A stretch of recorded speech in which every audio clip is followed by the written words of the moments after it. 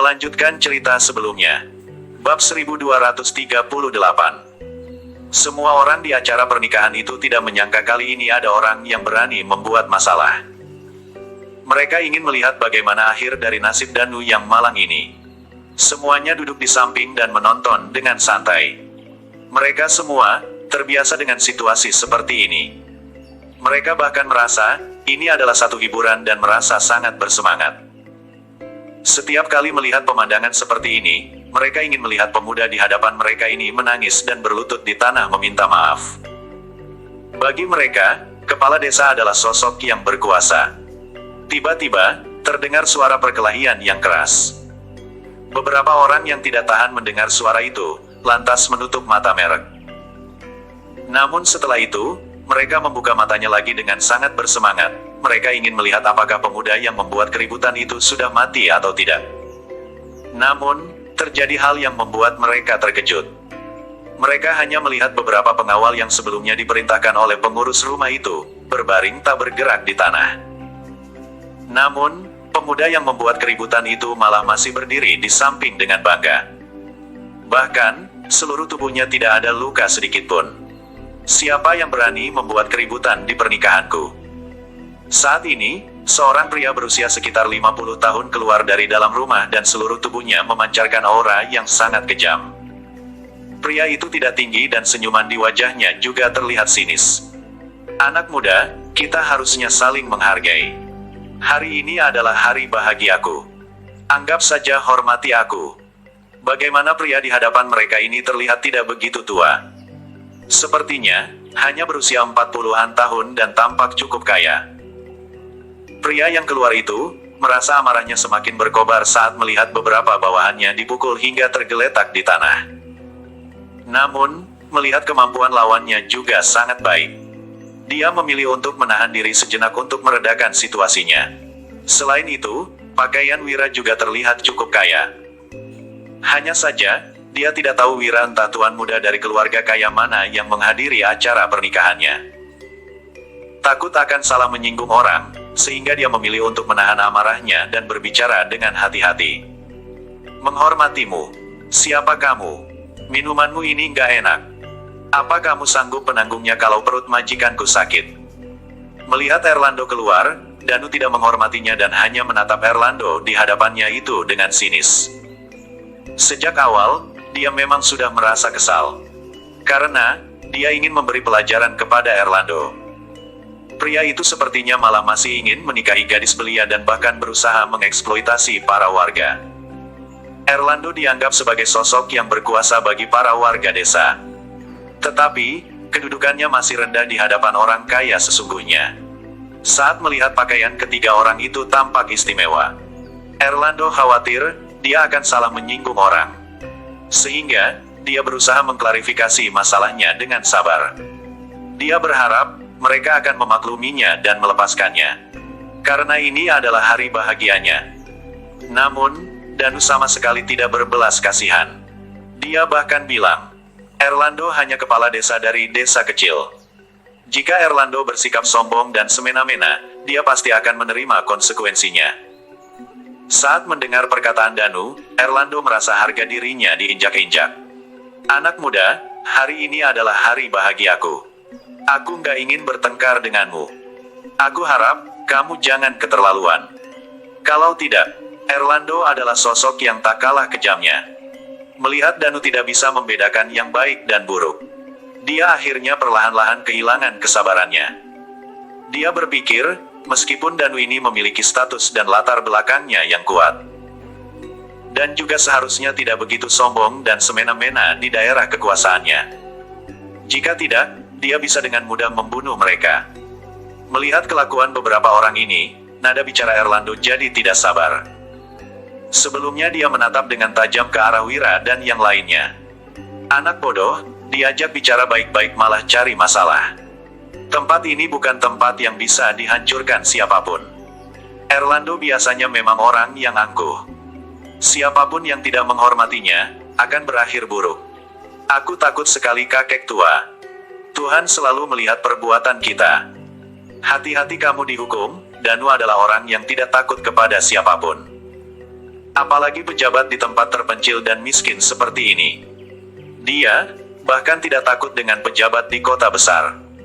Saat orang lain mendengar perkataan Danu, mereka tertawa terbahak-bahak. Mereka menatap pemuda ini di hadapan mereka dengan tatapan mencemooh. Pak Erlando, kalau anak muda bodoh ini ingin menghancurkan acaramu, biarkan pengawal-pengawalku ini yang membantumu memberi mereka pelajaran. Setelah mendengar perkataan itu, semua orang baru menyadari ada seorang pemuda yang sekilas terlihat licik sedang berdiri di samping Erlando.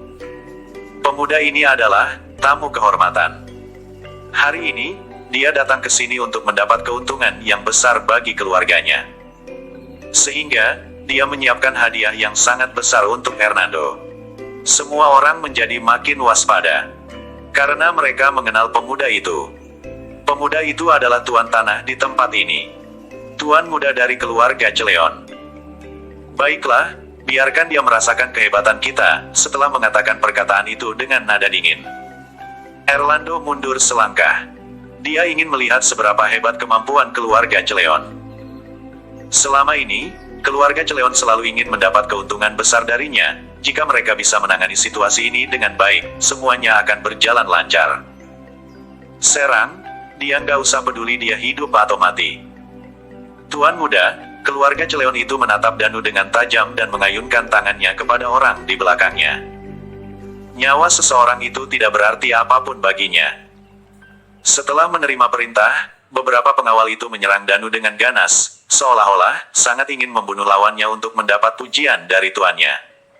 Tidak buruk sepertinya. Mereka pasti sering berlatih. Saat melihat gerakan beberapa orang itu, Danu berpikir orang-orang ini pasti cocok sebagai penjaga rumah. Namun, jika ingin bertarung dengan ahli yang sesungguhnya, kemampuan orang-orang itu masih kalah jauh. Tuan muda keluarga Celeon itu duduk di kursi dan melihat semuanya dengan tatapan yang meremehkan. Di dalam hatinya, dia sudah merencanakan bagaimana caranya untuk menangani Wira dan yang lainnya. Namun, kenyataan terkadang begitu kejam. Baru beberapa saat saja, beberapa orang yang diperintahkannya sudah terkapar di tanah dan tidak bisa berdiri lagi. Bab 1239. Mendengar perkataan itu, semua anggota keluarga Ismawan langsung menjadi bingung dan tidak berani percaya. Pemuda itu ternyata begitu sombong. Sami merenung, lalu langsung berteriak. "Kamu berani melukaiku? Percayalah, saat ayahku datang nanti, dia akan langsung membunuhmu." Wira sama sekali tidak peduli, melainkan langsung memerintahkan Danu untuk mengikat Sami dan Erlando. Kemudian, dia berdiri di atas panggung. Setelah memandang para tuan tanah dan petani, dia langsung berkata, "Penduduk desa saat ini, kebijakan baru Provinsi Lowala sudah dikeluarkan. Semua orang boleh bertani dan berbisnis. Yang kami inginkan adalah, semua orang kaya dan kuat, bukan hanya beberapa tuan tanah dan keluarga kaya ini saja. Kami nggak menginginkan kehidupan seperti ini. Jadi, kalian harus bersatu." Wira menarik nafas dalam-dalam. Provinsi ini memang tidak besar, tetapi banyak desa terpencil di pegunungan seperti ini. Dia sudah mengeluarkan kebijakan baru, tetapi pada akhirnya ada daerah terpencil yang sulit terjangkau yang masih tidak melaksanakannya. Bagaimanapun juga, dia juga tidak memiliki banyak bawahan untuk pergi ke setiap tempat. Meskipun mereka bisa pergi ke setiap tempat, apa yang bisa mereka lakukan? Pasti tetap ada orang yang korupsi dan menyalahgunakan kekuasaan. Untungnya, Biantara adalah seseorang yang adil. Jika dia juga menyalahgunakan kekuasaannya, Wira benar-benar tidak tahu apapun. Semuanya dihancurkan orang lain pun dia tidak akan tahu. Setelah merenungkan hal ini, dia menyadari, sepertinya mereka butuh beberapa politikus untuk mengelola setiap kota dan kabupaten. Lagi pula, situasi setiap tempat berbeda. Seperti kasus kabupaten ini, semuanya karena para tuan tanah menindas warga. Namun, tempat lainnya pasti berbeda. Mungkin ada masalah berbeda pula yang sedang terjadi. Setelah menghela nafas dan merenungkannya sejenak, Wira memutuskan untuk bepergian dan melihat sendiri situasi di tempat lain. Dia melakukan ini demi rakyat Provinsi Lowala. Dia ingin memastikan, setiap orang benar-benar memiliki makanan yang cukup, lahan untuk bercocok tanam dan kesempatan untuk menghasilkan uang. Ini yang diinginkan olehnya. Setelah mendengar perkataan Wira, semua orang merasa sangat terkejut. Sejujurnya, mereka tidak berani memikirkan hal ini. Sehingga, mereka tidak berani menanggapi dorongan Wira juga. Mereka sudah terlalu lama ditindas dan tidak berani memberontak. Wira memahami pemikiran di hati warga itu dan tidak banyak berbicara lagi. Setelah mengatakan itu, dia duduk di tempatnya dan menunggu orang-orang dari keluarga Ismawan datang. Kami sudah memerintahkan pelayanan untuk meminta keluarganya datang. Lalu tersenyum dengan dingin. Dia bahkan sudah merencanakan untuk membantai desa ini tanpa ampun. Saat keluarganya datang nanti, tidak ada seorang pun yang akan dibiarkan hidup. Wira tidak tahu apa yang dipikirkan Sami. Tetapi, dia juga tahu masalah ini tidak akan mudah diatasi. Oleh karena itu, dia sudah memerintahkan Danu untuk mengirim pesan. Dan diam-diam menyuruh orang datang. Tidak perlu terlalu banyak, 10 orang sudah cukup. Melihat situasi Wira, Tony yang sebelumnya membantu Wira pun merasa sangat khawatir. Dia buru-buru mendekat dan berbisik kepada Wira. "Dik, apa yang ingin kamu lakukan? Cepat lepaskan dia. Kalau keluarga Ismawan mempermasalahkannya, kamu akan mati." Mendengar perkataan itu, Wira tersenyum. Jika dia takut kepada keluarga Ismawan, ini benar-benar sebuah lelucon besar. "Kak, tenang saja. Aku tahu batasannya," kata Wira sambil tersenyum. Mendengar perkataan itu, Tony pun tidak tahu harus bagaimana membujuk Dik Wira lagi. Setelah berpikir sejenak, dia baru berkata, "Dik, aku tahu kamu suka membela keadilan. Tapi, kamu bukan penduduk lokal. Kalau kamu sudah pergi, mereka tetap akan menindas kami. Bahkan, akan lebih parah lagi. Jadi, lebih baik jangan menyinggung mereka. Kita nggak mungkin bisa memberantas mereka semua." Tony memang hanya seorang petani. Tetapi, dia sangat cerdas dan bisa melihat situasinya dengan jelas. Namun, yang bisa dia lihat hanya 2 langkah ke depan. Jika ingin mengaturnya, Wira pasti akan mengaturnya sehingga tuntas. Mengambil lahan petani dengan ilegal, dia sama sekali tidak bisa menoleransi hal seperti ini. Bab 1240. Wira membiarkan siapapun kaya. Tetapi, asalkan caranya benar dan legal. Jika kekayaannya didapat dari membunuh warga miskin, itu bukan kekayaan lagi, melainkan darah. Bukan seperti itu caranya untuk berbisnis dan menjadi kaya. Dia memang tidak peduli dan juga tidak bisa mempedulikan tempat ini. Tetapi, provinsi lokal ini masih berada di bawah kuasanya. "Kak, aku mengerti maksudmu. Tenang saja, aku tahu batasannya," kata Wira sambil tersenyum agar Tony merasa tenang. Setelah itu tidak ada yang berbicara lagi. Kemudian, matahari hampir terbenam. Banyak warga yang tidak berani tinggal di tempat itu lebih lama dan bergegas pulang ke rumah. Danu juga pergi mengurus sesuatu. Hanya tinggal Julian yang duduk di samping Wira. Saat melihat Wira, Julian menjadi penasaran dan akhirnya bertanya, "Tuan, kamu memang bisa membantu mereka. Dengan kemampuanmu, bisa membantu siapapun. Tapi, apa ini bisa dianggap melanggar peraturan dunia ini?" Mendengar perkataan Julian, Wira tentu saja mengerti maksudnya. "Maksudmu, aku sudah mencampuri urusan mereka, kan?" Mendengar perkataan Wira, Julian menganggukkan kepalanya. "Aku memang gak berbakat, tapi aku mengerti prinsip gak ada yang sempurna di dunia ini.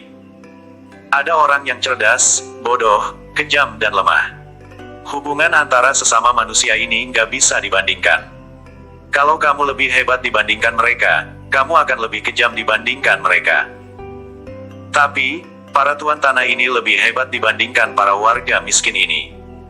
Sehingga, mereka lebih kejam. Sebaliknya, para warga ini juga lebih lemah dibandingkan para tuan tanah ini. Kamu memang bisa menyelamatkan mereka, tapi terlalu banyak orang di dunia ini. Tuan gak akan bisa menyelamatkan semuanya." Kata-kata Julian tertentu saja ada benarnya. Juga di dunia ini ada orang yang berkuasa. Maka, akan ada orang yang tertindas. Jika bisa membuat semuanya seimbang, hal itu juga hanya akan sementara saja. Sama sekali tidak mungkin selamanya. Ada beberapa orang yang memang sudah lemah dan tak berdaya sejak lahir. Tidak peduli berapa banyak bantuan yang mereka terima, mereka tetap lemah. Wira juga mengerti prinsip ini. Kabupaten ini bisa menjadi seperti ini bukan hanya karena para tuan tanah yang berkuasa saja. Tetapi, karena para warga miskin yang lemah ini tidak berani melawan. Dia berpikir, perkataan Julian ini terdengar ingin mengutarakan prinsip ini. Tetapi, sepertinya Julian juga ingin mengetahui pemikirannya. Sebenarnya, Julian memang benar-benar ingin tahu apa alasan Wira melakukan ini. Wira tidak tahu bisa membantu mereka berapa lama. Mengapa masih ingin membantu mereka? Tentu saja jika Wira ingin, Wira juga mampu menempatkan orangnya di sini dan mengurus semuanya. Dengan begitu, Wira juga bisa membantu mereka lebih lama. Namun dia berpikir, pandangannya terhadap Wira mungkin seharusnya tidak sebatas itu saja. Oleh karena itu, dia sangat ingin tahu pemikiran Wira. Wira menatap Julian sambil tersenyum. Dia tidak menjawab pertanyaan Julian, malahan kembali bertanya. Julian, menurutmu apa yang dikejar dalam hidup ini? Saat mengajukan pertanyaan ini kepada Julian, Wira juga sudah memiliki pemikiran sendiri. Namun, dia juga menyadari Julian bukan orang biasa. Bab 1241.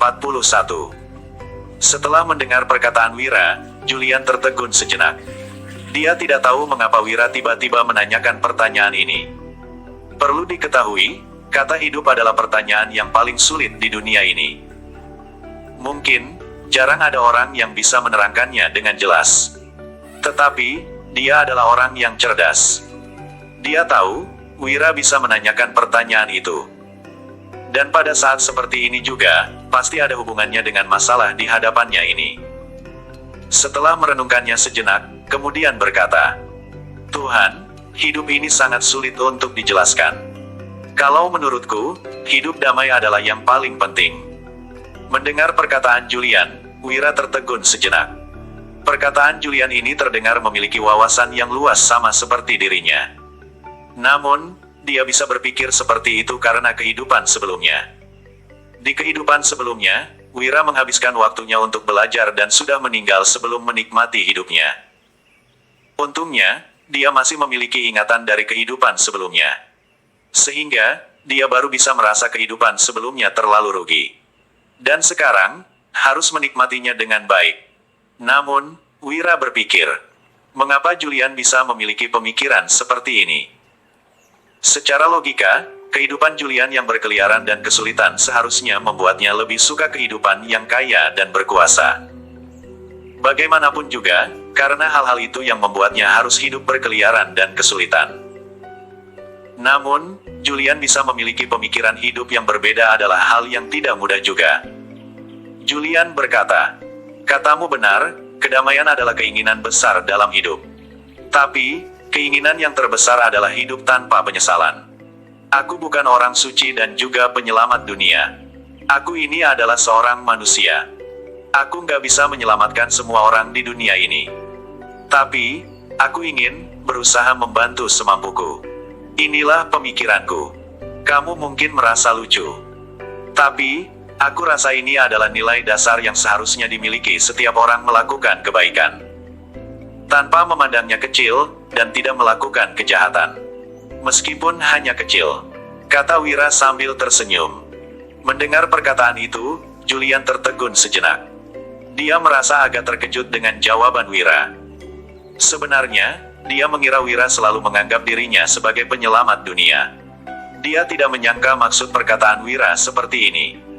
Ternyata, Wira juga hidup sesuai kata hatinya. Ada banyak hal di dunia ini yang di luar kendali kita. Tapi menurutku, ikuti hati nuranimu saja, apa yang ada di hatimu, lakukan saja. Sebenarnya, nggak penting apa itu benar atau salah, baik atau buruk. Lagi pula, sekarang aku mampu membantu orang-orang miskin ini. Kata Wira sambil tersenyum dan tidak berbicara lagi. Setelah mendengar perkataan itu, Julian langsung terkejut. Dia berpikir, apa yang dikatakan Wira memang benar. Apakah penting? Benar atau salah? Yang terpenting adalah, jujur dengan dirimu dalam hidup ini. Dia mungkin tidak memiliki kesempatan untuk jujur dengan dirinya. Dia menatap Wira, dengan tatapan yang kagum dan iri. Sami dan Erlando diikat dan tidak ada yang berani menyelamatkan mereka. Namun mereka tahu, Wira pasti akan mati karena anggota keluarga Ismawan sudah tiba. Di kejauhan, terlihat kepala keluarga langsung datang dengan menunggangi kuda dan membawa ratusan orang. Mereka terlihat sangat sombong. Sialan, siapa yang berani menangkap putraku? Cari mati. Kepala keluarga Ismawan adalah seorang pria parubaya yang bertubuh besar dan memiliki kemampuan bela diri juga di dunia ini. Untuk menjadi keluarga kaya dan memiliki kemampuan yang begitu besar, tentu saja kemampuan fisiknya harus tangguh. Bab 1242. Mereka tiba di desa melihat Wira dan sang putra yang diikat. Galih, selaku kepala keluarga Ismawan, sontak berteriak dengan murka. "Brengsek, lepaskan putraku atau kalian akan kubunuh." Lebih dari 100 orang yang berada di belakang sontak mengeluarkan golok dan memasang ekspresi galak. Seluruh penduduk desa pun tercengang melihatnya. Mereka berlari dengan ketakutan. "Ayah, tolong aku bunuh bajingan dan orang-orang rendahan ini. Jangan biarkan mereka lolos," terus Sami dengan penuh kebencian. Wira hanya tersenyum mendengarnya, namun, para penduduk desa sudah ketakutan dan berlutut di tanah. "Tuan, kumohon tolong jangan sakiti kami." "Ya, Tuan, kumohon padamu." Galih mendengus dingin lalu menghardik dengan berang. Kalian semua pantas mati. Bocah, siapa kamu? Berani sekali kamu ikut campur masalah di sini. Kamu nggak tahu apa aku penguasa di sini." Mendengar ini, Wira sontak tertawa. Dia membalas, "Kamu penguasa di sini. Menarik sekali. Di Provinsi Lowala, jelas-jelas Wira adalah penguasa. Tetapi, pria ini berani berbicara omong kosong. Meskipun begitu, rakyat sudah pasti yang diutamakan. Biar kutanya dulu. Kebijakan baru telah dikeluarkan di Provinsi Lowala. Sebagai rakyat, di sini kamu seharusnya sudah mengetahui hal ini. Kenapa nggak dijalankan?" tanya Wira. Galih pun tergelak mendengarnya. Dia membalas, "Kebijakan yang diturunkan Wiraya. Bajingan itu pintar sekali mengambil hati orang banyak. Orang miskin, kini menjadi bisa menghidupi diri sendiri karena dia. Tapi kenapa memangnya? Aku nggak peduli, di sini jauh dan terpencil. Mana mungkin dia sempat memedulikan tempat ini. Provinsi Lowala memang nggak besar. Tapi, ada terlalu banyak wilayah miskin. Mana mungkin pria itu datang kemari, pemikirannya itu nggak masuk akal." Wira yang sudah mengerti pun menatap semua orang sembari bertanya. "Kalian juga percaya, Wira nggak mungkin datang dan nggak sempat mengendurkan kalian? Makanya nggak berani menentang." Para penduduk itu tidak berani bersuara. Tetapi, sebagian besar mengangguk. Wira tahu, orang-orang ini tidak bersalah. Mereka hanya terlalu ditekan. Mereka benar, mana mungkin Wira datang ke tempat seperti ini. Ada terlalu banyak wilayah miskin di Provinsi Lowala. Bahkan, ada banyak tempat yang Wira nggak tahu. Ada yang penduduknya ribuan orang, ada juga yang ratusan orang. Mana mungkin dia tahu semua ini? Jadi, jangan ikut campur urusan yang Wira saja nggak berani ikut campur. Bocah, kamu sangat hebat. Gimana kalau jadi bawahanku? Aku akan memberimu kesempatan untuk berjaya. Ucap Galih dengan dingin. Mendengar perkataan ini, Wira pun tersenyum dan bertanya. "Kamu ingin merekrutku? Kepala keluarga yang terhormat, asal kamu tahu saja. Hari ini adalah hari kematianmu. Aku akan merampok keluargamu, lalu membagikan semua harta kalian." Galih pun tertawa mendengarnya. Dia menyahut, "Kamu ingin membunuhku? Bocah, besar sekali nyalimu. Gimana bisa kamu melontarkan kata-kata seperti itu? Semuanya, serang dia." Galih melambaikan tangannya lalu ratusan orang di belakangnya sontak melangkah maju. Saat ini, tiba-tiba terdengar suara petasan. Dalam sekejap, lebih dari 100 orang itu sontak terluka dan mati. Kejadian ini terlalu mendadak, hingga tidak ada yang sempat bereaksi. Korban yang tewas sampai mencapai lebih dari 50 orang. Bab 1243. 50 orang ini mati terlalu mendadak. sampai-sampai tidak sempat bereaksi. Mereka tidak tahu apa yang sebenarnya terjadi. Kejadian ini membuat seluruh penduduk desa tercengang dan ketakutan. Gali juga tidak menyangka bahwa banyak yang mati sampai tersisa 50 orang ini. Situasi macam apa ini? Wira hanya tersenyum melihat situasi ini. Kemudian, tampak 10 orang keluar dari sekitar. Semuanya memegang senapan. 10 orang melawan, tetapi berhasil membunuh 50-an orang. Kemampuan seperti ini sungguh di luar dugaan. Akan tetapi, Wira tahu bahwa semua ini masih tidak ada apa-apanya. Siapa kamu sebenarnya? Tanya Gali yang terkejut dengan ekspresi ketakutan. Aku Wira, jawab Wira setelah mendengus dingin. Terdengar pula amarah dari nada bicaranya. Begitu jawaban ini dilontarkan, semua orang sontak tercengang. Mereka tidak percaya bahwa pria ini adalah Wira, penguasa Provinsi Lowala yang membuat kebijakan baru. Kamu Wira? Enggak mungkin. Mana mungkin Wira datang ke tempat seperti ini? Terlihat Gali dia sungguh tidak menduga bahwa dirinya tengah berhadapan dengan Wira.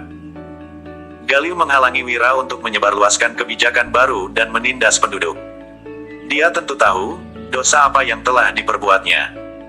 Namun, Gali tidak percaya Wira akan datang ke tempat terpencil seperti ini. Jika Gali adalah Wira, dia tidak mungkin mendatangi tempat seperti ini. Kamu kira aku nggak akan datang? Jadi menindas penduduk dan menghalangiku menyebarluaskan kebijakan baru. Untuk menjadi penguasa di sini, kamu kira kamu bisa bertindak sewenang-wenang karena rakyatnya gak berani menentangmu. Gali, asal kamu tahu saja. Keadilan di dunia ini, hari ini aku akan membinasakan keluargamu. Supaya kamu tahu akibat dari menindas orang. Bentak Wira dengan gusar. Dia jarang sekali marah. Tetapi, kali ini sungguh tidak tahan lagi. Tidak masalah, kalau Gali adalah orang miskin. Akan tetapi, sekarang sudah ada kebijakan baru. Dan setiap orang sudah memiliki pendapatan masing-masing. Gali masih saja begitu serakah. Bahkan, ingin mengambil uang dari kalangan rendah. Orang kejam seperti ini, tidak boleh dibiarkan hidup begitu saja, termasuk keluarganya. Bersambung.